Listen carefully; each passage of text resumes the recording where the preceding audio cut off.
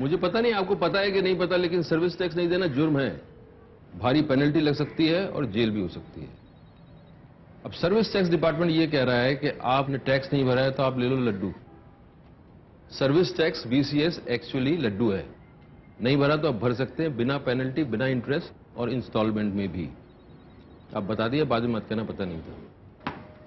मिल रहा है, खा लीजिए, बाद में पता नहीं रहे रहे ना रहे लड्डू। VCES सर्विस टैक्स भरिए, नई शुरुआत करिए। ऐसा घर आपने नहीं देखा होगा। संभाल के पोछा मारा अभी। आइए। ओ भाई साहब, ये देखिए हॉल, ये देखिए चिल्ड्रंस रूम, देखिए कितना बड़ा है। आपके बच्चे खेलते खेलते थक जाएंगे। हो गया, मजे ले लिए। आइए। और यह है बेडरूम, इसकी खिड़की से तारे दिखते हैं, तारे। आपको क्या लगा प्रॉपर्टी डीलर हुआ?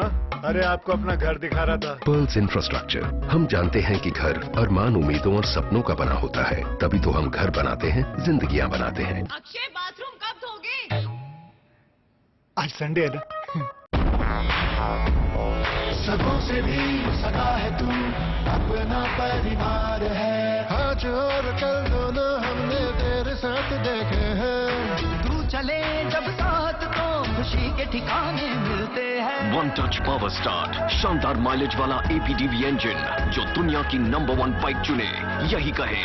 सगों से भी सगा है। हीरो स्प्लेंडर, लगे ऐसा फैमिली जैसा।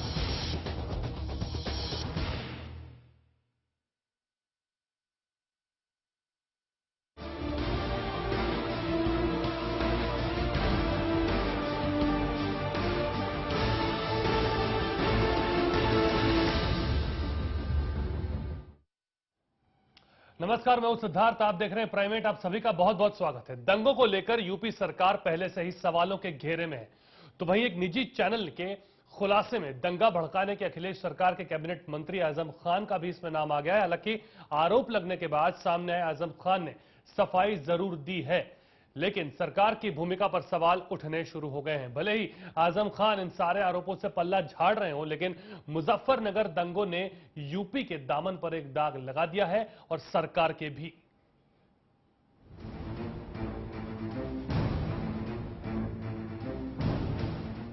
मुजफ्फरनगर में हुई हिंसा के बाद धीरे धीरे वहां के हालात सुधर रहे हैं, लेकिन अब हिंसा को भूलने की कोशिश कर रहे हैं। दंगों की वजह से बंद हुए स्कूल भी अब खुल गए हैं और लोगों की जिंदगी अब एक बार फिर से पटरी पर आती दिखाई दे रही है।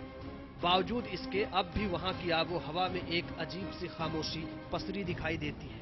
दंगों के बाद तो मुजफ्फरनगर में दौरा करने को लेकर मानो राजनेताओं में एक दौड़ सी शुरू हो गई, जिसका अंत कब होगा कोई नहीं जानता। इतना ही नहीं, अब तो इस मामले में राजनीति भी अपने चरम पर पहुंच गई है और यूपी के एक कद्दावर नेता का नाम इसमें जुड़ गया है, जिसके बाद नेताजी हर जगह अपनी सफाई देते हुए नजर आ रहे हैं। हम तो चुनौती देकर कह रहे हैं कि उन तमाम जिलों में टेलीफोन रिकॉर्ड्स मौजूद होंगे, हमारे अपने नंबर, हमारे घर के नंबर, हमारे कार्यालय के नंबर, मुजफ्फरनगर, सहारनपुर, मेरठ, कोई भी जिले में अगर किसी दरोगा से हमारी बात हुई हो या यहां से हमने कोई नंबर मिलाया हो, अब अगर कोई हमारे नाम से करे तो हम उसके मुजरिम नहीं हैं, लेकिन अगर हमने किया है तो जो बड़ी से बड़ी सजा हो उसके लिए हम तैयार। आजम खान भले ही जितनी सफाई देते रहे, लेकिन दंगों के दाग तो आजम खान के दामन में लग चुके हैं। दंगों की आग में अपने हाथ जला बैठी यूपी सरकार पर चारों तरफ से आरोप भी लग रहे हैं। देखिए, अभी जो एक इंस्टिंग ऑपरेशन हुआ है आपके मीडिया ने किया है, जिसमें साबित हो गया कि वहां के पुलिस ऑफिसर्स ये कह रहे हैं कि हमसे कहा गया था कि बहुत ज्यादा सख्त एफआईआर लॉन्च मत करो। ये बात सबको वाज़ेह है कि पिछले 14 दिन तक वहां हंगामा तैयार होता रहा, माहौल बनता रहा, आग सुलगती रही और फिर 15 दिन के बाद कत्लेआम शुरू हो गया। ये दंगे, ये फसाद जब ही होते हैं जब ऊपर की हुकूमतें या तो ढील दें या साजिश करें। एक निजी न्यूज चैनल के स्टिंग में आजम खान का नाम आने के बाद जहां आजम खान के साथ साथ यूपी सरकार विरोधियों के निशाने पर है, तो वहीं कुछ लोग ऐसे भी हैं जो स्टिंग को ही फर्जी बताने से बाज नहीं आ रहे हैं। मुझे तो इस बात का यकीन नहीं आता कि इसमें जो आजम खान का नाम लिया है तो ये इसमें कोई सच्चाई है, मुझे ऐसा नहीं लगता। बहरहाल इस स्टिंग ऑपरेशन का भी स्टिंग ऑपरेशन होना चाहिए और इंक्वायरी भी होनी चाहिए। तो जहाँ तक हो सकता है कि चूँकि उत्तर प्रदेश सरकार अब बहुत परेशान है और समाजवादी पार्टी के अंदर कुछ लोग हैं जो आजम खान को निकालना चाहते हैं, तो हो सकता है उन लोगों ने ये सारा कुछ कराया हो। कोई किसी पर आरोप लगा रहा है तो कोई अपना नाम आने पर खुद का दामन बचाता दिखाई दे रहा है, तो कोई स्टिंग को ही फर्जी बताने की कवायद में जुटा है। कुल मिलाकर दंगों की आग में हर कोई अपनी रोटियां सेकने में जुटा हुआ है। यानी कि यूपी में इन दिनों राजनीति अपने चरम पर है। चैनल 1 के लिए सतीश की रिपोर्ट। तो बड़ा सवाल यहां पर अब यह खड़ा हो गया है कि आखिर जिम्मेदारी किसे दी जाए, क्योंकि नैतिकता के आधार पर तो जिम्मेदारी कोई लेने को तैयार होगा नहीं, क्योंकि मामला वोटों का है और मामला दंगों का है। समाजवादी पार्टी कटघरे में है और आजम खां का नाम भी उठ के सामने आने लगा है। इस पर बात करने के लिए हमारे साथ हमारे मेहमान जुड़ चुके हैं। आपका तारुफ हम उनसे कराते हैं। हमारे साथ मुफ्ती शमीम काजमी साहब, आप पूर्व मेंबर रहे हैं टीम अन्ना के और साथ ही सामाजिक कार्यकर्ता हैं, और हमारे साथ वरिष्ठ पत्रकार मनोज जी भी जुड़े हैं। तमाम और गेस्ट भी हमारे साथ जुड़ेंगे, आपसे हम उनका तारुफ करा देंगे। पर सबसे पहले मेरा सवाल काजमी साहब आपसे ही है। ये जो सूरत हाल अभी हम देख रहे हैं मुजफ्फरनगर के अंदर, और जिस तरह से एक सियासत का ऐसा चेहरा, स्याह चेहरा हम देख रहे हैं जो शायद किसी ने देखा नहीं हो, क्या आपको भी लगता है ये चीजें जो आई हैं ये रोक तो लेनी जानी चाहिए ही थी, पर अब जो चेहरे एक के बाद एक आ रहे हैं सामने, ये बहुत कोई अच्छी नजीर पेश नहीं कर रहे? इसमें कोई दो राय नहीं है कि मुजफ्फरनगर का जो सानिहा है, जो हादसा है, जो घटना है, वो ऐसी है कि जो हमें सबको पूरे राजनीतिक ताने बाने को झंझोड़ कर रख दिया है उसने। और जिस तरह से एक के बाद एक खुलासे हो रहे हैं, उससे ऐसा लगता है कि अहले दानिश ने बहुत सोच के उलझाया है। गैर मुमकिन है कि हालात की गुत्थी सुलझे। एक दूसरे के ऊपर जिम्मेदारियां डाल रहा है। और जिस तरह से प्रशासनिक लोगों की, मैंने जो आज वो देखा कि जो प्रशासनिक लोग हैं, जो पुलिस के अधिकारी हैं, उनकी जिस तरह से उनके व्यूज आए हैं, मैं ये पूछना चाहता हूं उन लोगों से कि क्या वो अपनी नैतिक जिम्मेदारी का पालन कर रहे थे? अगर मान लिया जाए, ये भी सपोज कर लिया जाए कि खान साहब आजम खान ने ये बात कही है, तो क्या उनकी नैतिकता ये कहती थी कि वो मुजरिम को छोड़ दें और किसी निर्दोष को उसमें शामिल करें? वो इस घेरे में स्वयं ही आते हैं। एक इतना बड़ा नेता जब हो, अगर हम बात माने जैसा आप कह रहे हैं, इतने बड़े नेता के सामने नैतिकता बचती है? नहीं, देखिए एक बात आपको बताएं, मैं यही कहना चाहता हूं, उसी नैतिकता की जरूरत है कि अगर आदमी ये सोच लेगा तो फिर उसका जमीर मर गया। मैं नहीं समझता हूं। देखिए, पहली बात तो मुझे विश्वास नहीं है कि आजम खां एक उनके पीछे एक ऐसी उनकी बैकग्राउंड है कि आज तक उन्होंने कोई ऐसा काम नहीं किया है। मैं उसे मेरी समझ से बालातर है। और अगर उन्होंने ऐसा कर दिया तो फिर मेरे लिए फिर ऐसा कोई आदमी नहीं रहा है कि जिसके बारे में मैं ये कह सकूं कि कोई आदमी ऐसा भी है कि जिसके ऊपर विश्वास किया जाए। स्टिंग ऑपरेशन की भी जांच हो? हाँ, उसकी जांच होनी चाहिए। स्टिंग ऑपरेशन की जांच होनी चाहिए कि स्टिंग ऑपरेशन करने वाले भी ठीक हैं या नहीं हैं, या उन्होंने स्टिंग जिस चीज का किया है वो वही आदमी है जिसके बारे में आप कह रहे हैं। मुझे विश्वास नहीं हो रहा है कि उस पूरी सरकार के अंदर उत्तर प्रदेश की एक वाहिद मंत्री आजम खां एक ऐसे हैं कि जिन्होंने कम से कम आज तक उन्होंने कोई ऐसा काम मेरी नजर में नहीं आया। मैं ईमानदारी के साथ कह रहा हूं, उनसे मेरा कोई ऐसा वो नहीं है, ना मेरा कोई पॉलिटिकल रिश्ता है, बल्कि मुझे हैरत है कि अगर इस तरह के लोग भी ऐसी बात उनके साथ आएगी तो फिर कहां क्या रह जाएगा, फिर राजनीति में क्या बचेगा? और हम ये कहते आए हैं कि राजनीतिक पार्टियां जो हैं, अगर ये अच्छे लोगों को आगे लेकर के आए तो 80% करप्शन तो खुद ही रुक जाएगा। मगर पॉलिटिकल पार्टियों के जितने नेता हैं, किसी भी पार्टी के हों, वो उस नेता को निकाल कर लेकर के आते जिसकी बैकग्राउंड करप्ट हो और जिसका बैकग्राउंड जो है वो क्रिमिनल हो। ऐसे लोगों के ऊपर रोक नहीं लग रही। अभी आपने देखा हाल ही के अंदर कि पार्लियामेंट के अंदर सारे नेता एकमत हो गए और सबने जितना, जब सुप्रीम कोर्ट ऑफ इंडिया ने यानी उन लोगों को रोकने की कोशिश की, अपराधियों को रोकने की कोशिश की, तो सारे नेता उसमें पूरे हम्माम में सारे के सारे क्लियर हो गए। कोई किसी को नहीं कह सकते कि कोई आदमी जो है वो उसमें उन अपराधियों को रोकने के लिए उसने सुप्रीम कोर्ट को सराहा हो, बल्कि सबने मिनटों के अंदर सारे बिल पास होकर के आ गए। यही हम दो वर्षों से कर रहे थे, देश के अंदर नैतिकता लाने के लिए, करप्शन को दूर करने के लिए, बेरोजगारों को रोजगार देने के लिए। और ऐसे जैसे ये घटना घटी है कि एक भाई ने भाई का खून किया, मैं तो ये कहता हूं कुल्लुकुम बनी आदम व आदम मिन तुराब, हम सब एक माँ बाप की औलाद और एक ईश्वर का परिवार हैं। क्या मारने वाले ने अपने भाई को नहीं मारा?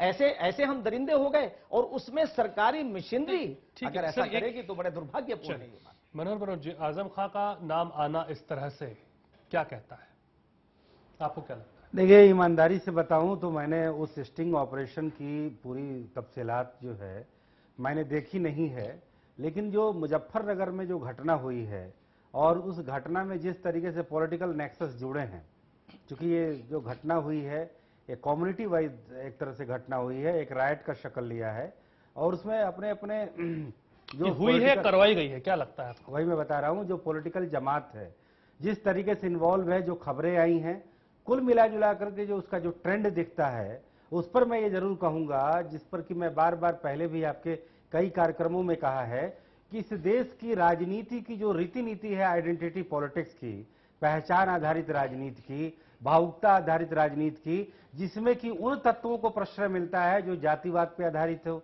जो धर्म और संप्रदाय पर आधारित हो, जो भाषा, क्षेत्र और तमाम भावनात्मक खानदानवाद, छविवाद और लोक लुभावनवाद पर जो राजनीति हमारी आधारित होगी, तो ये घटनाएं कभी रुकने वाली नहीं है।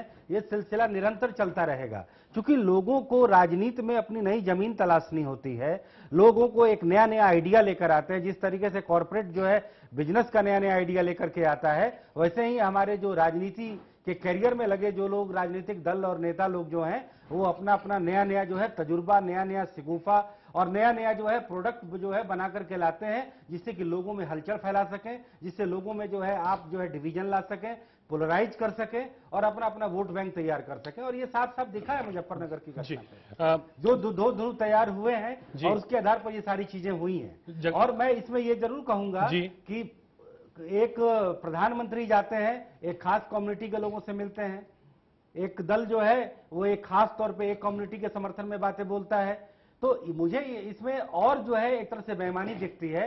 इसको irrespective of caste, irrespective of community, जो दंगे के शिकार हुए हैं उन पर मरहम पट्टी लगाई जाए और जिन्होंने दंगा किया है irrespective of caste and community जो है उनको पेनलाइज किया। और दंगे में जो भाषण दे रहे थे वो विधानसभा के अंदर भी जाकर के अपना पार्टिसिपेशन करते हैं। चलिए एक अलग बात हो जाएगी, पर जगदीश शर्मा साहब हमारे साथ जुड़ गए हैं कांग्रेस का पक्ष रखने के लिए।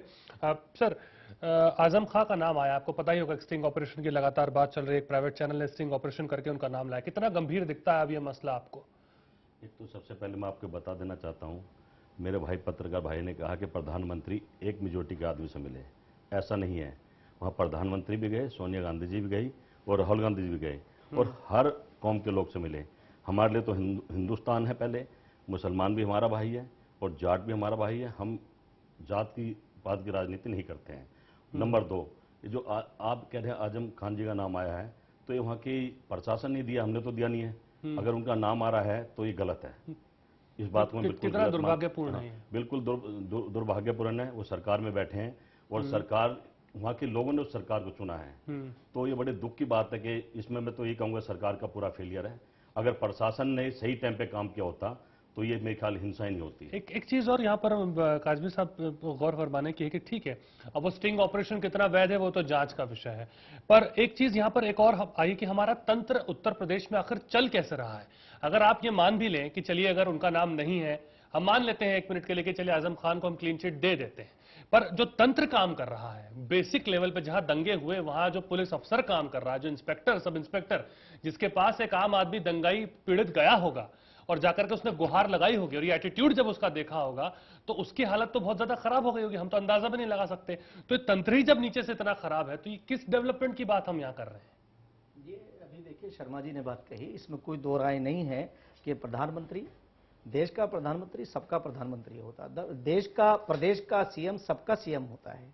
उन सबकी देखभाल करना और जो तंत्र है जिसे आपने जिससे सवाल उठाया इतना अहम है कि उत्तर प्रदेश के अंदर जब एक शासन गया और दूसरे शासक आए तो लोगों ने ये उम्मीद लगाई थी कि अब अच्छा कुछ होगा, मगर कौन सी ऐसी चीजें हैं, मैं तो इसके ऊपर दुर्भाग्यपूर्ण मानता हूं कि देश के युवाओं को, एक युवा को लेकर के आए और हमने उसका एक तजर्बा किया कि एक युवा आकर के एक प्रदेश को अच्छा चलाएगा तो उसे आखिर वो कौन सी ताकतें हैं जो काम नहीं करने देना चाह रही हैं। मैंने एक चीज देखी है कि जब मुजफ्फरनगर वो आए हैं, अखिलेश यादव जब आए तो आने के बाद उस तंत्र के अंदर हमने चेंज देखा। तो अब मैं पहले तो वो बात कहूं जो आपने कहा कि उस दरोगा जो एसओ की शक्ल में वहां बैठा है, क्या उसे ये करना चाहिए? ऐसे लोगों को प्रभाव यानी तत्काल प्रभाव से उन्हें सस्पेंड नहीं बर्खास्त करना चाहिए, जो लोग इतना प्रभाव मानते हैं राजनीतिज्ञों का। और अगर ये लोग ऐसा ही प्रभाव मानेंगे तो कहीं भी लॉ एंड ऑर्डर बाकी नहीं रह सकता, कहीं ईमानदारी कायम नहीं रह सकती। आज थानों के अंदर इस तरह से जो थाने बेचे जा रहे हैं, इस तरह से थानों के अंदर दलाली हो रही है, थानों के अंदर उस प्रवृत्ति के लोग जाते हैं, शरीफ आदमी को जाना पसंद नहीं करता। अब आपको नहीं लगता हम बहुत दार्शनिक बातें भी करते हैं कभी कभी, हमें लगता है, आपको लगता है जमीनी तौर पर ये चेंज, चूंकि आप खुद एक अन्ना के साथ जब आंदोलन शुरू हुआ था एक उम्मीद के साथ ही शुरू हुआ था, अब खैर वो आगे भटक गया किन्हीं कारणों से, पर ये ग्राउंड लेवल पे एक आदमी जिससे एक एफआईआर भी लिखाने जाए उसे कितनी प्रॉब्लम का सामना करना पड़ता है, ये किसी से छुपा नहीं है। और ऊपर से अगर मान लीजिए किसी का दबाव आ रहा है, वो कैसे उससे निपटेगा फिर, उसमें उससे कितनी नैतिकता की उम्मीद हम करें? देखिए उसकी नौकरी वहां भी जानी है, वैसे भी जानी है। मैं आपको बता दूं, मेरा लगभग आईपीएस और आईएएस हम रात भी अपने डिस्ट्रिक्ट के डिस्ट्रिक्ट मजिस्ट्रेट के साथ बैठे थे, तो जिस तरह से हमारे जिले के अंदर कहीं भी जो मेरा गृह जनपद है वो बिजनौर है, तो वहां के डिस्ट्रिक्ट मजिस्ट्रेट ने कोई भी गिरफ्तारी नहीं की, हम लोग बैठे थे और दबाव किसी का नहीं माना, दोनों के दोनों दबाव किसी का नहीं माना। तो इतनी टेंशन माहौल में थी, तनावपूर्ण हालात थे, कहीं छोटी सी भी घटना नहीं हुई। और आप इंक्वायरी करा लीजिए, एक भी गिरफ्तारी नहीं हुई। अगर तंत्र ठीक हो तो कुछ नहीं हो सकता, और तंत्र अगर खराब होगा और उसके अंदर बेईमानी होगी तो मंत्री भी उनके ऊपर हावी होंगे, उनके ऊपर लीडर भी हावी होंगे, उनके ऊपर कार्यकर्ता भी हावी होंगे। ईमानदारी के साथ बात होनी चाहिए, कार्यकर्ता किसी का भी हो, नेता कोई भी हो, अगर कोई मुजरिम है तो उसे सजा मिलनी चाहिए। ठीक है, ये देश ईमानदारी की कीमत क्या देखता है ये हम देख चुके हैं, कई और ऐसे मामले, उसका जिक्र करने की जरूरत नहीं है, पर फिर भी हम इस पर बात करेंगे। छोटा सा ब्रेक यहां पर हम लेंगे, जल्द लौट रहे।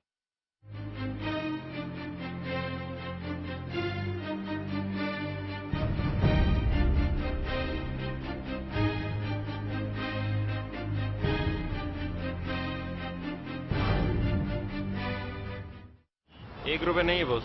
₹1 नहीं है मतलब? अरे मतलब छुट्टा नहीं है। नहीं है तो आप लेके आओ, जाओ। छोड़ ना, ₹1 में क्या कर लेगा तू? पिगी बैंक में डालूंगा। तुझे क्या प्रॉब्लम है? मेरे को मेरा ₹1 चाहिए। अच्छा 1 मिनट। करीना पसंद है बॉस। क्या? ये देखो। क्या है ये? वीडियो है ₹1 में। देखो देखो पूरा देखो। देखो वीडियोस ₹1 में। 52010 पे कॉल करो, क्लिक करो, चूज करो, एंजॉय करो। ₹1 में फुल मस्ती। ऐसा घर आपने नहीं देखा होगा, संभाल के पोछा मारा अभी। आइए। ओ भाई साहब ये देखिए हॉल, ये देखिए चिल्ड्रंस रूम, देखिए कितना बड़ा है, आपके बच्चे खेलते खेलते थक जाएंगे। हो गया, मजे ले लिए, आइए। और यह है बेडरूम, इसकी खिड़की से तारे दिखते हैं, तारे। आपको क्या लगा प्रॉपर्टी डीलर हुआ? अरे आपको अपना घर दिखा रहा था। पर्ल्स इंफ्रास्ट्रक्चर, हम जानते हैं कि घर अरमान, उम्मीदों और सपनों का बना होता है, तभी तो हम घर बनाते हैं, जिंदगियां बनाते हैं। अक्षय बाथरूम कब धोगे? आज संडे है ना। सबों से भी सगा है तू, अपना परिवार है।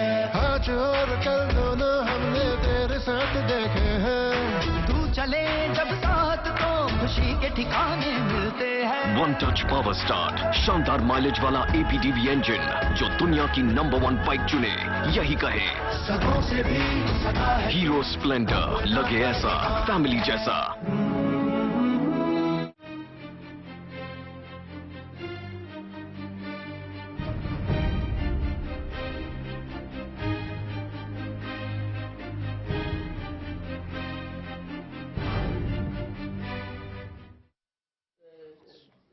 स्वागत है आपका ब्रेक के बाद में।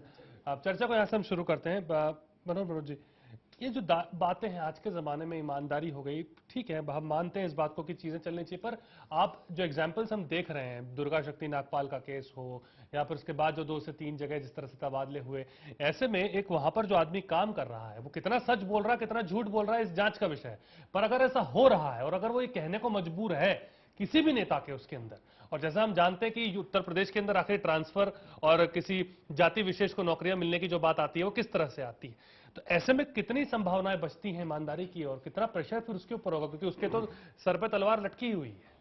देखिए, हमारा जो सिस्टम है वो पॉलिटिशियन और ब्यूरोक्रेट का एक कॉम्बो सिस्टम है जी, जिसमें जनता के प्रतिनिधि पॉलिटिशियन जरूर होते हैं, लेकिन प्रशासन का जो कोर हिस्सा होता है वो ब्यूरोक्रेट का होता है, क्योंकि सरकार के वही फेस हैं जो डे टू डे लाइफ में जो है जनता के सामने होते हैं खड़े, और उनकी अकाउंटेबिलिटी जनता के प्रति तय नहीं है, उनकी अकाउंटेबिलिटी पॉलिटिशियन के प्रति तय है।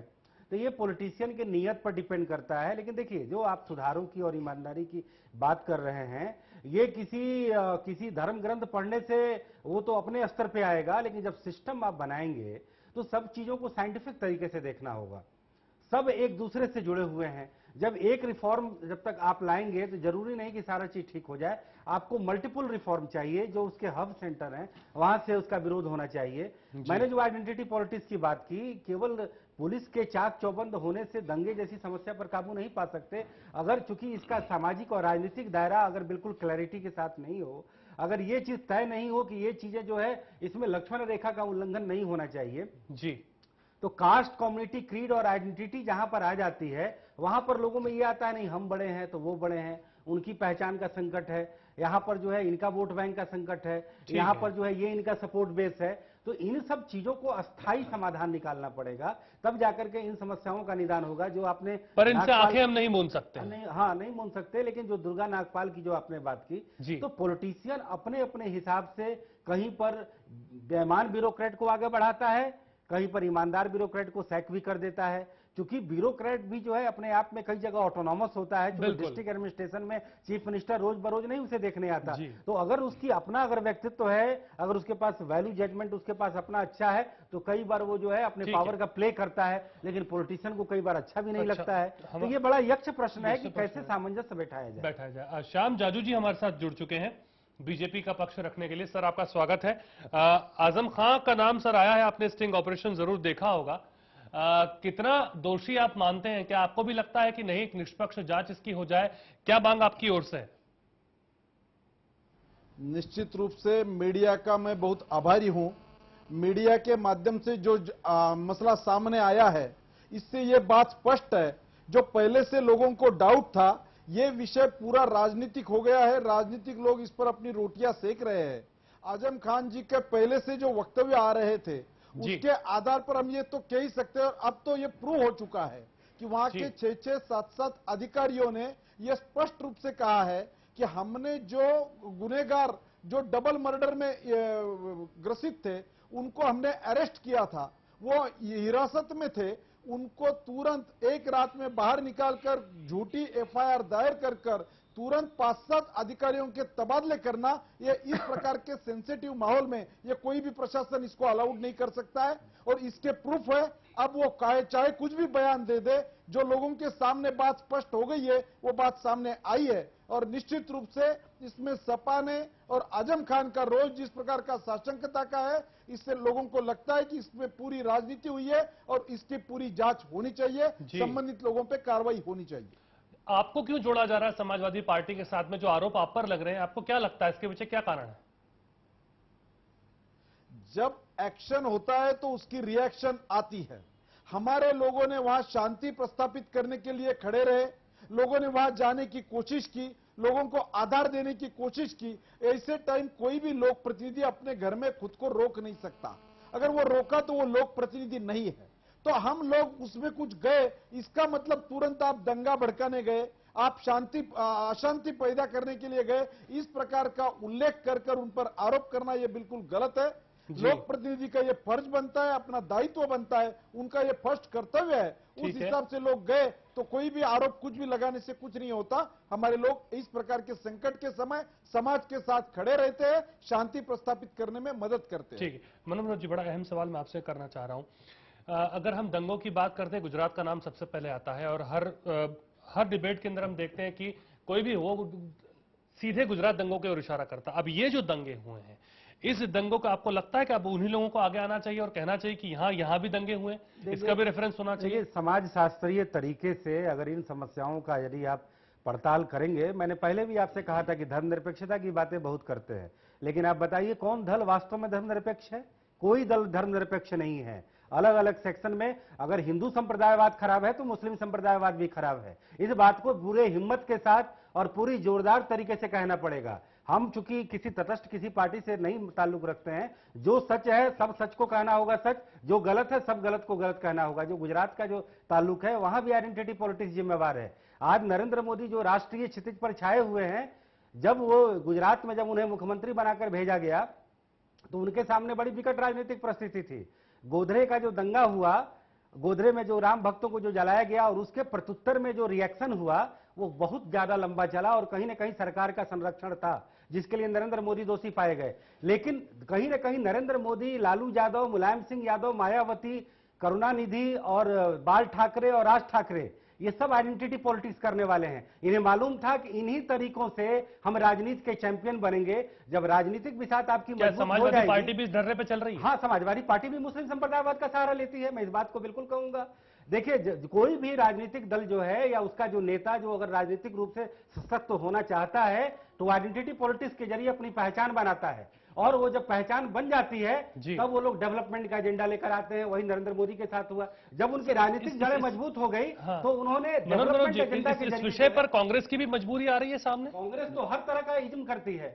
कांग्रेस को तो जहां मौका मिलता है, इस बात को अभिषेक मनु सिंघवी ने एक कार्यक्रम में कहा कि कांग्रेस पार्टी भी कई बार धर्मनिरपेक्षता के मामले पर दोषी है। और कांग्रेस तो हर तरह का एक विशाल समागम है, कहीं पर कास्ट की राजनीति, कहीं पर धर्म की राजनीति, कहीं पर जो है रीजन की राजनीति, कहीं पर कुछ की राजनीति। तेलंगाना में देख लीजिए, कांग्रेस का जो रुख जो है वो बहुत ईमानदार नहीं रहा है। पूर्वोत्तर के इलाकों में ईसाई सांप्रदायिकतावाद की राजनीति कांग्रेस पार्टी करती रही है। बीजेपी पर तो सरेआम इल्जाम लगता ही है, वो तो करती ही है, वो तो घोषित रूप से करती है। और बाकी जो छोटी पार्टियां हैं, कोई जातिवाद की राजनीति करता है, मुलायम सिंह जो है मुस्लिम संप्रदायवाद की राजनीति करते हैं। तो ये पूरा देश का राजनीतिक जमात जो है ये आइडेंटिटी पॉलिटिक्स करता है और इसके जरिए अपनी राजनीतिक पहचान और मजबूती बनाता है। फिर उसके बाद डेवलपमेंट का शर्मा लेकर ले वो आते हैं। आपको बोलने का मौका दूंगा, छोटा सा ब्रेक सर मुझे लेना, आप ब्रेक के बाद आप ही बोलेगा शुरुआत में। पर इन सब के बीच में जो हम डेवलपमेंट की बात करते हैं, उस डेवलपमेंट के बीच में आप देखिए दुनिया आगे बढ़ रही है, देश आगे बढ़ रहा है, पर जब चुनाव आने वाले हैं 2014 सर पर है और उसके साल डेढ़ साल भर के पहले तक ये स्थिति हमारे यहाँ खड़ी हो जाती है कि धर्म के नाम पर आज भी लोग बट करके एक दूसरे के खिलाफ खड़े हो रहे हैं। ये एक चिंता का विषय है। तो किस डेवलपमेंट की ओर हम बढ़ रहे हैं? छोटा सा ब्रेक, जल्द लौटते हैं।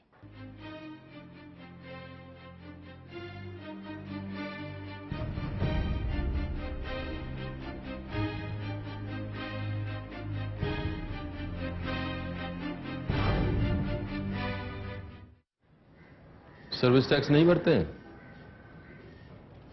मुझे पता नहीं आपको पता है कि नहीं पता, लेकिन सर्विस टैक्स नहीं देना जुर्म है।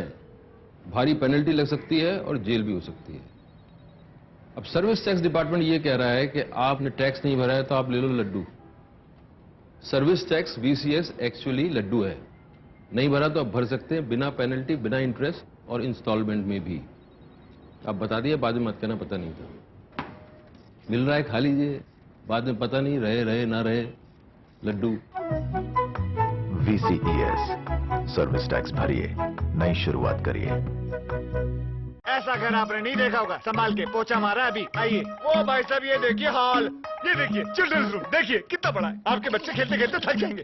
हो गया, मजे ले लिए। आइए। और यह है बेडरूम, इसकी खिड़की से तारे दिखते हैं, तारे। आपको क्या लगा प्रॉपर्टी डीलर हुआ? अरे आपको अपना घर दिखा रहा था। पर्ल्स इंफ्रास्ट्रक्चर, हम जानते हैं कि घर अरमान, उम्मीदों और सपनों का बना होता है, तभी तो हम घर बनाते हैं, जिंदगियां बनाते हैं। अक्षय बाथरूम कब धोगे? आज संडे है ना।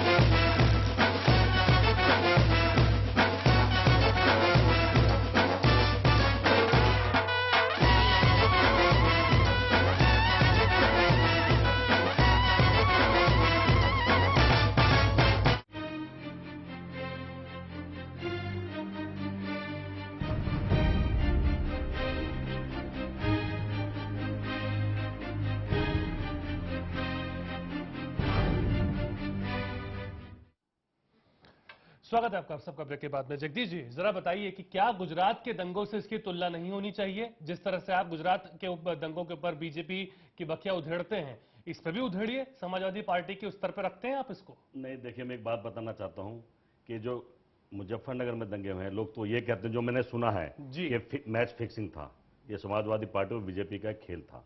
पर मैं ये सुना है, इसलिए मैं आपको बता रहा हूं। पहले मैं जवाब दूं अपने भाई मनोहर जी, जो पत्रकार जिन्होंने कहा था कि हर पार्टी जात पात की राजनीति करती है। देखिए, हमारी पार्टी में सीधा फंडा है, हम राजनीति करते हैं इंसान की, अपने भारतीय नागरिक की। हमारे यहाँ हिंदू भी हैं, मुसलमान भी हैं, सिख भी हैं, ईसाई भी हैं। उन्होंने भी कहा हर जगह हम हर आदमी को साथ लेकर चलने की कोशिश कर रहे हैं। हम हिंदुस्तान को इकट्ठा करना चाहते हैं। पर समस्या यह है कि बड़े दुख की बात है जो उन्होंने कहा कि जात पात पर राजनीति नहीं होनी चाहिए। ये एक दिन देश हमारा जो 21वीं सदी में जाने की हम बात कर रहे हैं, ये इस तरह से टूट जाएगा। ठीक है, पर सर आप क्या इस दंगे को रखते हैं, गुजरात के साथ खड़ा रखते हैं? आपको नहीं, लगता बिल्कुल है? दंगा तो दंगा है, लोगों की जान गई है। आप इतनी ताकत से इस बात को उठाएंगे? क्योंकि ये बात हमेशा होती है, ये दंगे नहीं होने चाहिए। गुजरात का दंगा और मुजफ्फर के दंगे में कोई फर्क नजर नहीं आता मुझे। वो भी प्री प्लानिंग था, ये भी प्री प्लानिंग है। तो दंगे के हमारी सरकार खिलाफ रही है और हमेशा हम इस तरह की बात बिल्कुल बर्दाश्त नहीं करेंगे। जितने हमारे भाइयों को नुकसान पहुंचा, हम उनके साथ खड़े, उनके दुख में दुखी हैं। अब काजमी साहब, आपको भी लगता है ये बात कि जो लोग बार बार दंगे की गुजरात की बात करते हैं भारतीय जनता पार्टी का मुंह बंद करने के लिए, अब आपको लगता है ये वक्त आ गया कि वही लोग बोलें? अब देखिए, दंगे जैसे अभी शर्मा जी ने कहा, बिल्कुल सही बात है कि राजनीति इंसानियत की को फायदा पहुंचाने के लिए होनी चाहिए, ना कि गिरोह पैदा करके उन्हें नुकसान पहुंचाने के लिए। जी, इत्तेफाक ये रहा कि कुछ ऐसे लोगों के हाथों में बागडोर आ गई भारतीय राजनीति की कि एक तो करप्शन इतना बढ़ा और उस करप्शन की बेस पर जो क्रिमिनल सोच के लोग थे वो आगे बढ़े हैं। और जब क्रिमिनल इस राजनीति में आएंगे तो फिर दंगे ही होंगे, शांति कहाँ होगी, अमन कहाँ होगा? राहुल गांधी जी या अन्य जितनी पार्टियां हैं वो कोशिश कर रहे हैं अच्छे लोग आए, मगर जो ताना बाना है, चाहे जगदीश शर्मा जी यहाँ बैठे हैं, मैं ये बात बहुत उसके साथ कहूंगा कि अच्छे लोगों को किसी भी पार्टी के अंदर प्रोत्साहन नहीं मिल रहा है। इसलिए नैतिक जो मूल्य हैं वो हमारे गलती तो चलाने वालों की भी है ना। फिर अगर चलाने वाले फिर क्या जिम्मेदारी लें? नहीं, अब चलाने वालों का ये कि ब्यूरोक्रेट्स, अभी हमारे भाई साहब ने कहा कि ब्यूरोक्रेट्स, मैं ये मानता हूं कि डिप्लोमेट और ब्यूरोक्रेट्स ये दो हिस्से हैं इस राजनीति के। आज ये देखिए कि आपको हजारों सैकड़ों लोगों के, आपको आईपीएस और आईएएस के, अभी बंबई के अंदर आपने देखा होगा, महाराष्ट्र के अंदर के एक आईपीएस ने जो खुदकुशी करने की कोशिश की, क्या किसी नेता को आपने खुदकुशी करते देखा, सुसाइड करते देखा? इसलिए कि ब्यूरोक्रेट्स के ऊपर डिप्लोमेट, पॉलिटिशियन हावी आ गए। इसीलिए आज जो है, जैसे आज वो क्राइम एसपी हमारी ये बात कह रही है, क्या उन्हें अपने आप को वो शपथ लेते हुए उन्हें एहसास नहीं हुआ कि कोई भी आदमी अगर आपको फोन करके ये कहता कि मुजरिमों को मत पकड़ो, तो उन्हें फौरन जो है इसके ऊपर प्रधानमंत्री को कहना, यहाँ सेंटर को कहना चाहिए था, अपने बड़े अधिकारियों को कहना चाहिए था। जाजू जी, क्या आप भी उम्मीद करते हैं, आपको लगता है जैसा कि जो स्टिंग ऑपरेशन के अंदर दिखाया गया कि एक जमीनी तौर पे एक अधिकारी, एक सब इंस्पेक्टर लेवल का वहां पर जो सिपाही है जो है वो कह रहा है कि मुझे फोन आया और मुझे कहा गया कि अब कुछ मत करो, जो चीजें हैं वहां छोड़ दो। अब उससे क्या नैतिकता की उम्मीद की जाए वहां पर, कि उसके ऊपर प्रेशर को देखते हुए उसे कहा जाए कि अगर उस पर प्रेशर था उसे करना ही पड़ता? दोनों ही तरफ से मर रहा है वो। निश्चित रूप से उसने वो छोड़ा है। अगर ये ऊपर से आदेश नहीं होता तो उसको ये पूछा जाता कि भाई तुमने क्यों छोड़े। अगर गुनहगारों को आप छोड़ रहे हैं और एक पर एक झूठी एफआईआर दायर करके मामला रफा दफा कर रहे हैं, इसका मतलब आपका इंटेंशन साफ है। आप उसको वो पूछते नहीं है और सबसे पहले वो अधिकारी ने बोला है, उस पर चार्ज किया और उसके जवाब में वो नहीं बोल रहा है। उसने जो फैक्ट है वो बता दी कि भाई हमारी ये गलती है। ये इस प्रकार की अगर पॉलिटिशियन का इंटरफियरेंस रहेगा और अपने क्षुद्र राजनीति के लिए अधिकारियों का इस प्रकार का दुरुपयोग होगा तो कौन से गुड गवर्नेंस की हम अपेक्षा कर रहे हैं। और ये तो बात स्पष्ट हो गई जब से अखिलेश जी वहां पर रूल कर रहे हैं। 26-27 इस प्रकार की घटनाएं हुई है कि जिसको कानून व्यवस्था वहां पर पूरी लचर पचर हो गई है। ठीक है काजू साहब, क्या देखिए जो अभी हमारे फाजिल दोस्त ने कहा कि ऐसे हुआ, आप सीधे सीधे ये कहिए कि उस आदमी ने, मैं जा रहा हूं, आप जा रहे हैं, और कोई आदमी अगर कोई प्रभावशाली आदमी हो और वो ये कहे कि इन्हें मार डालो या इन्हें नुकसान पहुंचा दो, क्या उसकी ये नैतिकता या उसका जो उसने शपथ ली थी उस वक्त ये उसके लिए अलाउ करती है कि वो किसी की बात के अंदर आए और उसे अपने से बड़े किसी आदमी को नहीं कहना चाहिए था? क्या सेंटर सरकार को नहीं, क्या इतनी एजेंसियां उन्हें नहीं खबर करनी चाहिए थी? ज्यादा उम्मीद नहीं कर रहे सर हम। आपको लगता है इतनी ज्यादा दार्शनिकता हमारे भारत में भी बची हुई है? नहीं चाहिए साहब, अगर लानी चाहिए, गलत बात है। बची क्या है, हम तो उस पर बात कर रहे हैं। अब देखिए, आप ये देखिए, जैसे आपने दंगों के लिए कहा, दंगा कहीं भी हो, गुजरात में हो, किसी भी जगह हो, दंगे होते क्यों हैं? एक भाई के क्या नैतिकता वो नेता ना समझे जो फोन कर रहा है? नहीं, बिल्कुल गलत है। अगर ऐसा है तो उसकी इंक्वायरी होनी चाहिए जी। और इसकी इंक्वायरी होने के बाद जो भी हो, जैसे अभी मैं समझता हूं कितना ही बड़ा आदमी हो, अगर थोड़ा सीधा सवाल है, मेरा आपसे ये है कि आपको लगता है वहां पर मुस्लिम वोट बैंक की पॉलिटिक्स चल रही है बहुत बड़ा पैमाने? देखिए, ये आरोप लग रहा है। कुछ पार्टियां जो हैं, मैं आपको बताऊं, वो हाशिए पे थी जी। यानी आपको ये समझिए कि हिंदुस्तान के अंदर, जैसे अभी जगदीश शर्मा जी ने कहा कि कांग्रेस पार्टी के बारे में कहा, तो मैं तो क्योंकि नाम नहीं ये ले रहा हूं किसी पार्टी का, मगर ये मैं नहीं सर, आप बोल सकते हैं, आपकी पर्सनल राय है। सेकुलरिज्म, इस देश के अंदर सेकुलरिज्म ही जिंदा रह सकता है, इसके अलावा कुछ नहीं रह सकता। आपने देखा होगा पिछली सरकार जो 6.5 साल चली, तो मिस्टर आडवाणी पार्लियामेंट नाम पे मुस्लिम वोटों की राजनीति कर रहे हैं, मैं वही कहना चाह रहा हूं। तो आडवाणी जी ने यह कहा आकर के कि ये देश कभी हिंदू राष्ट्र नहीं हो सकता। एक पूरी जमात ने अपनी पूरी एनर्जी लगा रखी है इसके ऊपर कि वो भाइयों के अंदर लड़ाई का कार्य बने हुए हैं। जब से अमित शाह इधर आए हैं और नरेंद्र मोदी को प्रधानमंत्री बनने का एक सपना आया है, उस वक्त से इन लोगों ने ऐसे हालात बनाने शुरू कर दिए हैं कि ये लोग ये वहां जा रहे हैं कि जहां अपने अरे खून खराबा करके तुम्हें प्रधानमंत्री। आपको भी भारतीय जनता पार्टी का रोल दिखता है इसमें सर? नहीं, बिल्कुल ठीक है, गलत है, गलत है। यानी नहीं, लेकिन मैं ये कहूंगा, लाशों पे राजनीति नहीं होनी चाहिए। नहीं, लेकिन अभी देखिए, आपको एक बात बताऊं कि वहां की भाकियों है हमारे, आज वो कह रहे हैं वहां चौधरी चरण सिंह, स्वर्गीय चौधरी चरण सिंह और भाकियों नेता महेंद्र सिंह टिकैत, उन्होंने आज उनकी चीजें सारे प्रिंट मीडिया में आ रही हैं कि अगर मुसलमान अध्यक्षता करता था तो हिंदू संचालन करता था। वहां अल्लाह अकबर के नारे लगते थे और हर हर महादेव के नारे लगते थे। इतनी एकता थी। आज उनके दोनों सपूत खड़े होकर के पंचायत के अंदर कह रहे हैं, अरे मरने वाला भी हमारा है, मारने वाला भी हमारा है। हम उस मसले को अपने घर में बैठ के हल कर सकते थे। इन लोगों ने इतनी बड़ी पंचायत तो कहीं ना कहीं कराया गया सिर्फ पार्लियामेंट का मेंबर बनने के लिए। हमारे विधायक हैं बिजनौर के, वो पार्लियामेंट के नहीं, इस तरह से अपने यानी सब लोगों ने अपने भगवा कपड़े पहनने शुरू कर दिए। क्या है ये जी? कहां जा रही है राजनीति? सफेद कपड़े छोड़ करके, यानी सिर्फ लोगों के जज्बात को हम भड़का रहे हैं और कुछ नहीं कर रहे हैं जगदीश जी। और आज जरूरत इस चीज की कि जो जगदीश जी ने कहा कि मैं इस बात का समर्थन करता हूं कि सेकुलरिज्म को मजबूत करना चाहिए और फासिस्ट पार्टियों को सबक सिखाने के लिए सेकुलर लोगों को आगे आना चाहिए। चलिए, बीजेपी, आप क्या है, बीजेपी का नाम आपने लिया, जरूर जी आपका रिएक्शन में लूंगा। सर, मैं आपके पास भी आऊंगा, पर जगदीश जी, आपको ऐसा क्यों लगता है कि क्यों आपकी ओर से बार बार, जैसे कि दिग्विजय सिंह साहब भी कह रहे थे कि इसमें समाजवादी पार्टी तो है, चूंकि सत्ता पक्ष है, बीजेपी भी इसमें मिली हुई है, ये क्यों दिखता है आपको? नहीं, देखिए, आज मैंने देखा कि बीजेपी के 3 विधायक गिरफ्तार हुए, अभी न्यूज में देखा जी। तो 3 विधायक गिरफ्तार हुए तो जरूर कहीं ना कहीं उनका हाथ रहा होगा, तो ये एक सबसे बड़ा कारण है। दूसरा क्या है कि ये जो राजनीति, आपके भी 2 हैं उसके अंदर। हाँ, बिल्कुल है, वो भी है, उनके लिए भी वारंट है, वो भी अभी तक आए नहीं। बिल्कुल वारंट थे, लेकिन मैं चाहता हूं कि ये जो जांच है, ये जो भी हादसा हुआ है, बिल्कुल इसकी जांच होनी चाहिए। तो फिर इस आधार पर तो ये भी कहा जा सकता है कि आप और समाजवादी पार्टी, कांग्रेस और समाजवादी पार्टी भी मिलकर कर रही है, जिस आधार पर आप, मैं फिर आपको बता देना चाहता हूं कि हमारे वहां, जैसा इमाम बुखारी साहब भी कह रहे हैं, हमारे वहां मुस्लिम भाई भी हैं। हमने कभी नहीं चाहा कि जात बिराद में झगड़ा हो या दंगे हो। आप जो तर्क दे रहे हैं सर, आप जो तर्क दे रहे हैं उस तर्क के हिसाब से तो फिर आप कह रहे हैं कि 3 विधायक बीजेपी के हैं, तो फिर तो कांग्रेस के भी वहां पर है। चर्चाएं जो चल रही है मैं उसके खिलाफ हूं जी। ऐसी चर्चा नहीं होनी चाहिए। क्यों बीजेपी का नाम क्यों आ रहा है इसमें? आपको क्या लगता है क्यों बीजेपी शामिल है? कहीं से तो चली है, पर मैं इसके खिलाफ हूं। किसी भी दल को ऐसी हरकत नहीं करनी चाहिए। मैंने नहीं कहा बीजेपी है, लेकिन अगर है तो गलत है। कैसे सर? आप अगर कह रहे हैं तो कोई आधार तो होगा ना आपके कहने का। एक जो लहर चली है, मोदी जी की लहर चली है, वो पूरा देश देख रहा है। हम पूरे देश को साथ लेकर चलने की कोशिश कर रहे हैं। अच्छा। वो सिर्फ हिंदू यानी मुस्लिम की बात कर रहे हैं। मैंने पिछले 10 साल 2 इलेक्शन मोदी जी के देखे हैं। आप भी देखना, अपने हिस्ट्री खोल के देखिए। जब भी इलेक्शन लास्ट पीक पे चलता है तो हिंदू मुस्लिम की बात उठा देते हैं। ये कोई अच्छी बात नहीं है। हिंदू मुस्लिम का झगड़ा करा के इलेक्शन जीतना ठीक बात नहीं है। ये देश की बहुत बड़ी दुर्दशा करने वाली बात है। मनोज जी, ये बात आपको कितनी सही है? नहीं, मैं इससे बिल्कुल सहमत नहीं हूं। पिछले 2 इलेक्शन मोदी जी देख लिए, लास्ट में वो सब मुसलमान वाली बात कर देते हैं।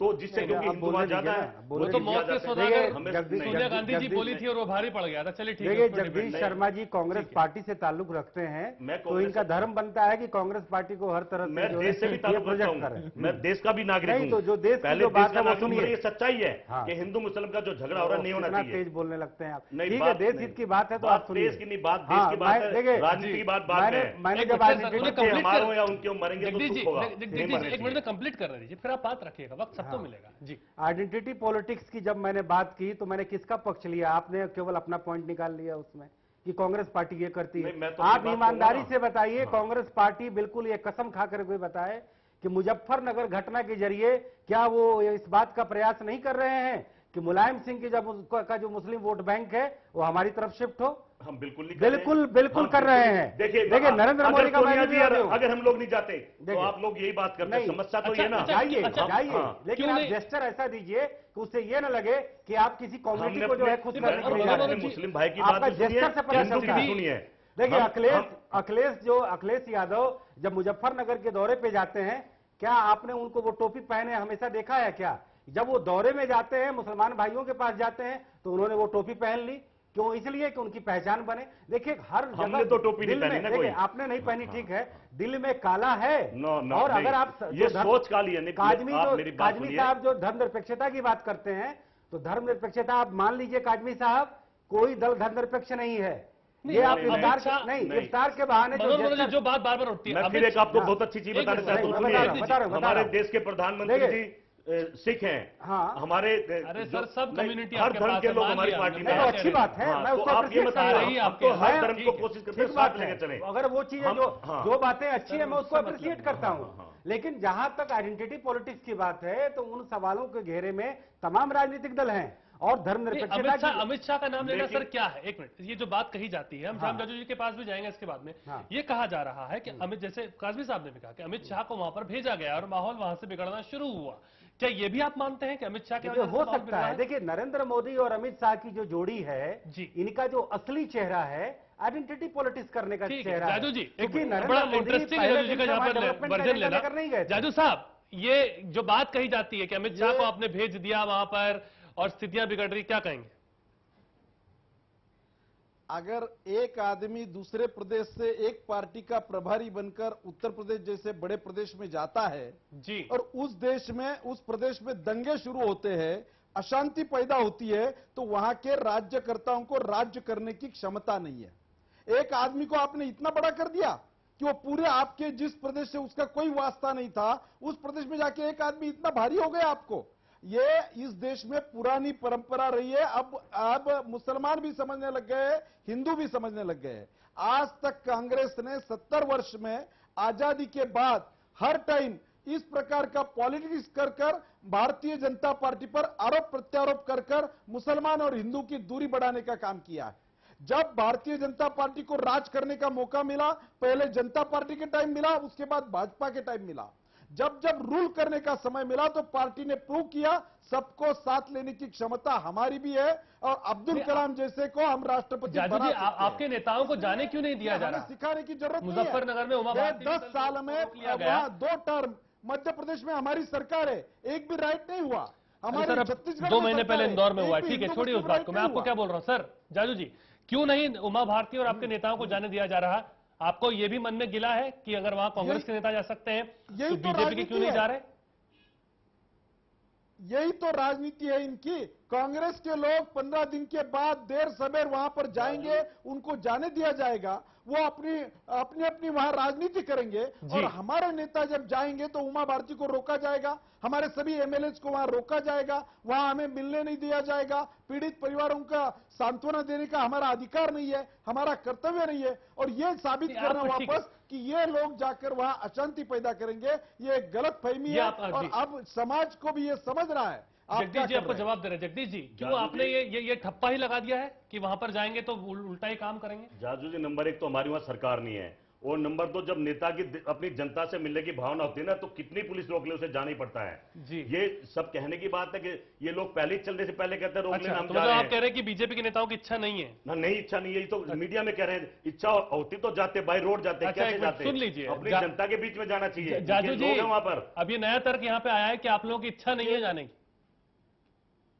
केंद्र सरकार को मदद करने वाले उनका गठबंधन सहयोगी दल सपा वहां पर राज कर रहा है। अगर सपा कोई मौलिक अधिकारों का हमारा हनन कर रहा है, वो कानून व्यवस्था ठीक चलने नहीं दे रहा, तो कांग्रेस के एक तो भी नेता का बयान आया क्या कि सपा के खिलाफ कि जाने दो, भारतीय जनता पार्टी के लिए लोकप्रतिनिधि का अधिकार बनता है, उनको रोकने का कोई कारण नहीं है। एक भी बयान उनका आया नहीं है। उनका ये कहना है कि भाई अगर आपको मौका मिल रहा है तो उनको भी मौका मिले, वो भी नेता है, आप भी नेता, उनको जाने दीजिए। रोका है? हमने रोका क्या? हमें बताओ आप। हमें नहीं, पर आप ये कह तो सकते हैं ना समाजवादी पार्टी को कि भाई जाने दो।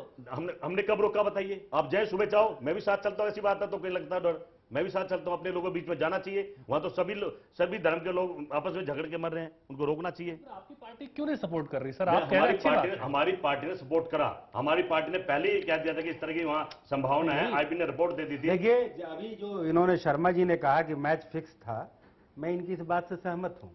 भारतीय जनता पार्टी और समाजवादी पार्टी दोनों राजनीतिक फायदा उठाना चाह रही थी, लेकिन इस बात से भी शर्मा जी सहमत हो जाएं कि ये कांग्रेस के लिए मुस्लिम वोट बैंक पाने का अवसर भी मिला है, और इस दिशा में कांग्रेस पार्टी काम कर रही है। ये हकीकत है, क्योंकि मैं एक निष्पक्ष न्यूट्रल एक एनालिसिस्ट के रूप में ये चीज बता रहा हूं कि देश की इन समस्याओं के असली जड़ों पर जाना होगा। क्या टूल बन गया है मुस्लिम? असली निदान दुखद स्थिति है, मुझे भी अच्छा नहीं लग रहा। असल में नहीं, वोट हमें सभी की लेनी है। हमें पार्टी थी, उसमें जितनी भी पार्टियां थी, जो स्थानीय लोग थे, वो सब के सब जो है पार्लियामेंट का इलेक्शन लड़ रहे थे, और वो सारे के सारे किसी ना किसी जगह पे, किसी भी पार्टी के जो लोग थे, वो ये सारे काम कर रहे थे। और सच्चाई ये है कि सरकार को जब तक सामाजिक कार्यकर्ता, सामाजिक लोग नहीं आएंगे और पब्लिक आगे नहीं आएंगी, तो सरकार को चलाना मुश्किल होगा। इसीलिए ये जरूरी है कि पहले हमें अपनी राजनीति का शुद्धिकरण करना चाहिए, मूल सवाल और अपने मेन उसके ऊपर, तभी तो हमने कहा हम इलेक्शन कमीशन को आज ये करना चाहिए कि तमाम प्रचार प्रसार पर पाबंदी लगाए। ये स्थिति देख के शुद्धिकरण दिखता है आपको, जहां पर मुसलमान को एज अ वोट बैंक दिखाया जाता हो? नहीं, देखिए, मुस्लिम और हिंदू की बात नहीं है, क्या सर है, क्यों एक्सेप्ट नहीं कर रहे हैं? नहीं, मैं उसे नहीं कह रहा हूं, मेरा कहने का मतलब मनोज जी क्यों एक्सेप्ट हम नहीं कर रहे? इस बात को मान, देखिए, यहाँ राजनीति मैं ये कहना चाहूंगा, सर दार्शनिक बात ठीक है, समाजवादी पार्टियां करती है, ये हम नहीं एक्सेप्ट करेंगे तो कैसे आगे जाएंगे? नहीं, ये कर रही है, और उसका ट्रेंड बदलने की जरूरत है कि अगर वही मैं कह रहा हूं, देश को एक मत क्यों हम हिचक जाते हैं मनोज जी? हम अगर स्पष्ट बात करें, सबसे पहले तो आपके माध्यम से कहना चाहता हूं कि सरकार को इसके ऊपर, सेंट्रल सरकार को इसके ऊपर एक्शन लेना चाहिए, और खासतौर से यानी चुनाव आयुक्त को, कि वो तमाम गाड़ियों के ऊपर जब सामाजिक कार्यकर्ता अच्छे लोग आएंगे, वो लोग आएंगे जिन्होंने समाज से जुड़ के काम किया है। अब मुजफ्फरनगर के अंदर आपको बहुत सारे लोग ऐसे मिलेंगे जो सड़कों पे काम कर रहे हैं, हर जिले के अंदर मिलेंगे, मगर राजनीति में उनका कोई अहम रोल नहीं है। क्यों नहीं है? कि इसलिए कि उनके पास पैसा नहीं है, इसलिए कि उनके पास शुद्धिकरण की बात मनोज जी के बाद बिल्कुल ठीक है सर। आप देखिए, सवाल केवल केसेस का नहीं है, सवाल जो है लोग अपनी आइडेंटिटी को ज्यादा पहले प्रायोरिटी देते हैं। जहां तक मुस्लिम समाज की बात है, मैं ये कहना चाहूंगा, मुझे ये कहने में कोई गुरेज नहीं है कि उन्हें अपने आइडेंटिटी को प्रायोरिटी में नहीं देना चाहिए, उनको मेन स्ट्रीम में आना चाहिए। जब वो इम्पावर होंगे एजुकेशन के मामले में और इंफॉर्मेशन के मामले में, तो इस देश के वो उतने ही बड़े सपूत हैं जितने और बड़े सपूत हैं। आज कलाम के इतना सम्मान क्यों मिलता है? तो ये तो आपको, आप जब देश के अंदर अगर आप वही बता रहा हूं, देखिए, जब देश के मेन स्ट्रीम में जब आप आएंगे तो मदरसा एजुकेशन की बात नहीं करेंगे, तब आप बात करेंगे हाई टेक जो है मेडिकल कॉलेज, इंजीनियरिंग कॉलेज और मेन स्ट्रीम कॉलेज। जब आप जो है मेन स्ट्रीम में जब आप आएंगे तो ये नहीं तकमा लगा होगा कि हमारा ये अलग आइडेंटिटी बने, हमारा ये कॉलोनी बने, हमारा ये धर्म स्थल बने, ऐसा बात नहीं होगा।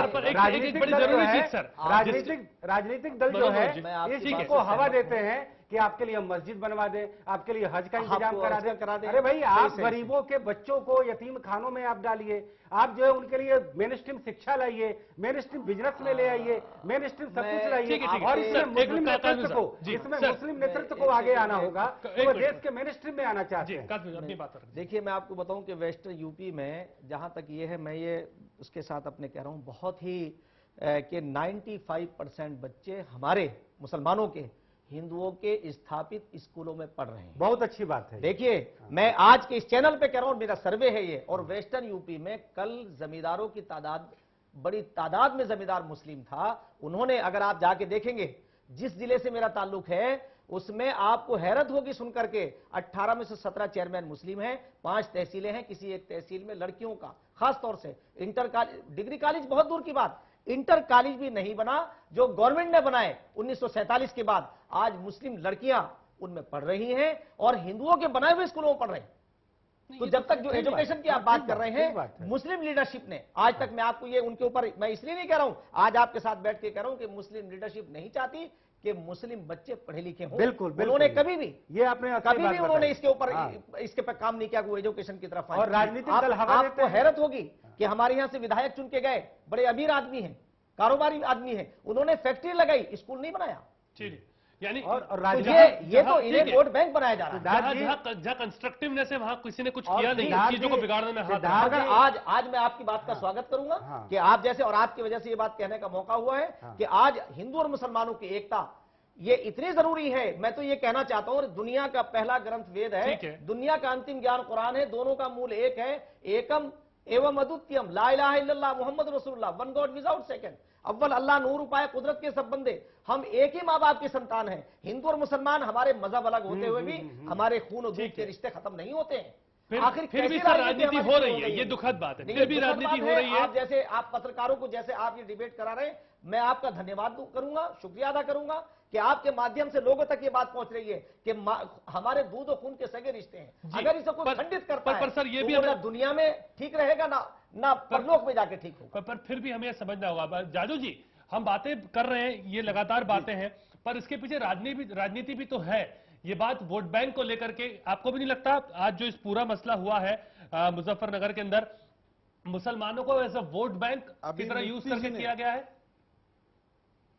अभी मुफ्ती जी ने जो बात कही वो 100% सही है।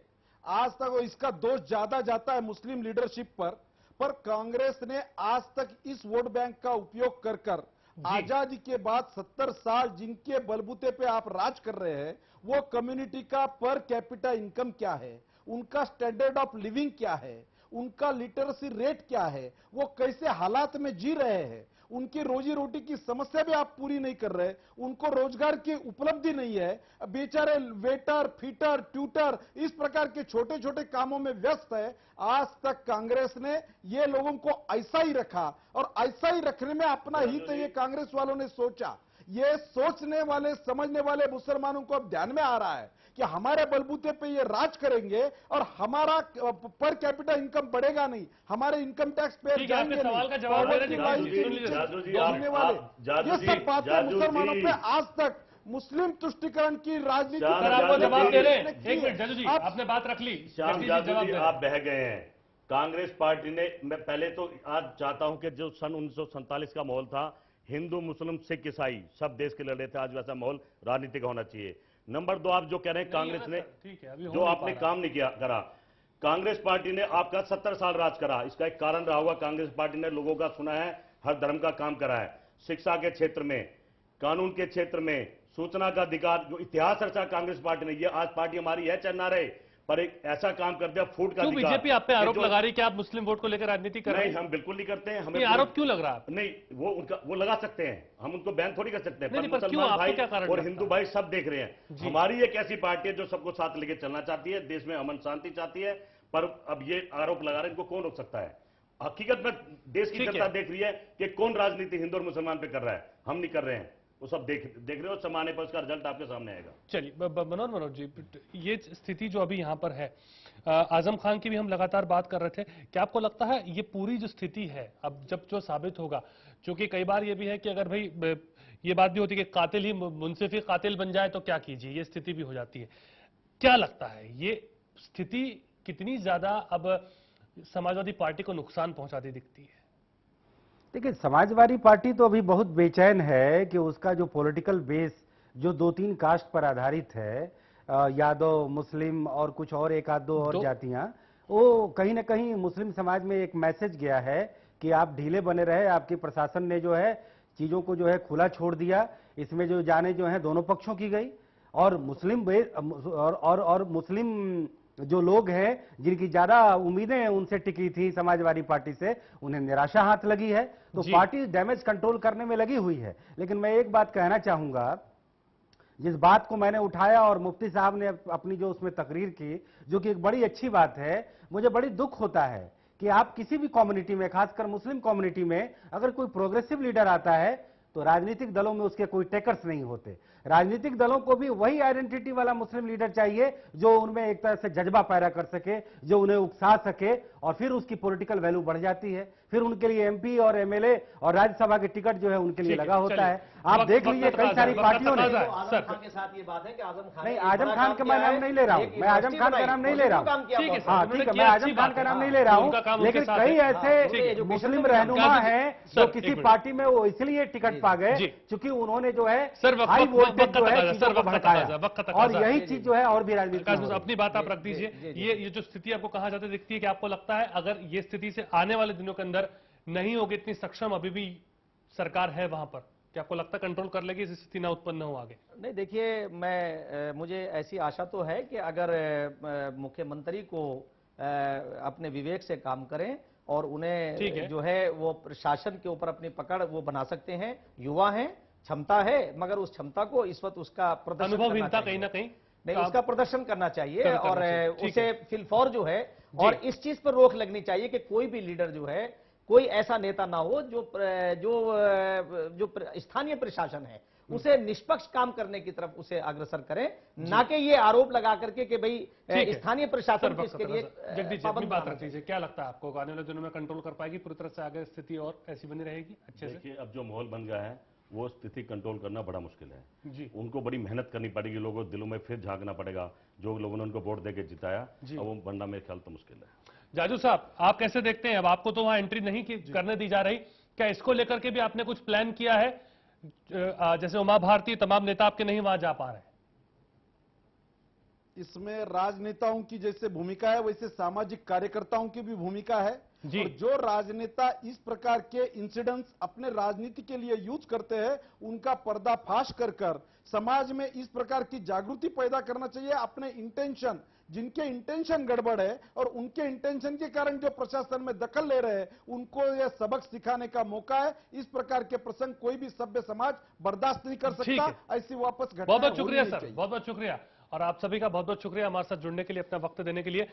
एक बात राजनीति की हम कर रहे थे तो एक चीज और यहां पर जहन में आती है कि अभी बागपत से उम्मीदवार भी चेंज हुआ है और मुस्लिम उम्मीदवार को वहां पर मौका दिया गया है। शास्त्री जी थे, उनको हटा करके कारण सामने नहीं आ पाए हैं। और इस तरह की चीजें जब हम देखते हैं कि जब हो रहा है और इस बीच में लोकसभा की उम्मीदवारी के लिए बागपत से जो वहां का प्रत्याशी है वो चेंज कर दिया जाता है और एकदम से मुस्लिम उम्मीदवार वहां पे आ जाता है, तो सवाल भी खड़े होते हैं कि आखिर राजनीति किस ओर जा रही है। आप देख रहे थे प्राइमेट, नमस्कार।